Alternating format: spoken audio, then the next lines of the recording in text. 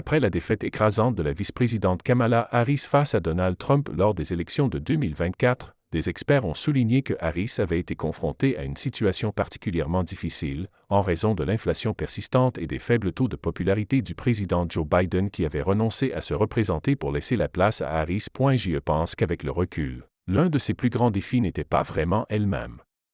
C'était le fait qu'elle était dès le départ une candidate liée à une administration profondément impopulaire, a déclaré l'historien présidentiel et professeur à l'université de Princeton, Julian Olysée. Après le retrait spectaculaire de Biden, quelques mois seulement avant le jour du scrutin, Harris a monté sa campagne dans des conditions chaotiques, comme un avion assemblé en plein vol, ont confié ses conseillers aux journalistes.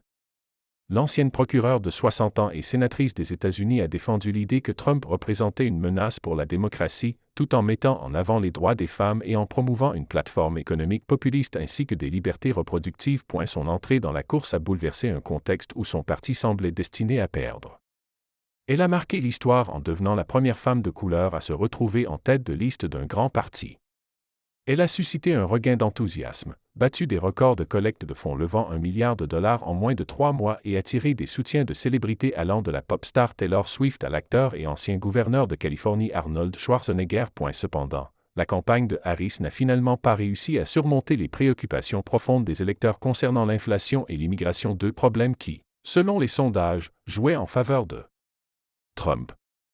Les hausses brutales des coûts du logement et de l'alimentation ont frustré les électeurs, éclipsant un marché du travail solide. Trump a accusé Harris de la hausse des prix durant le mandat de Biden et de Harris.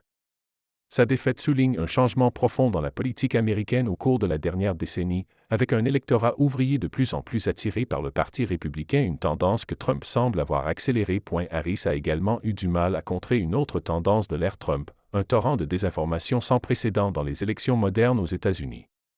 Une avalanche de falsifications et de mensonges sur son bilan a été propagée par l'ancien président et amplifiée sur des sites et médias de droite, y compris des théories du complot sur des sujets allant de la criminalité des migrants à la fraude électorale. Néanmoins, la campagne de Harris croyait que ces sujets phares, les droits reproductifs et la division causée par Trump, auraient pu dynamiser une coalition de femmes, d'électeurs noirs, de jeunes Américains, d'indépendants et de républicains anti-Trump.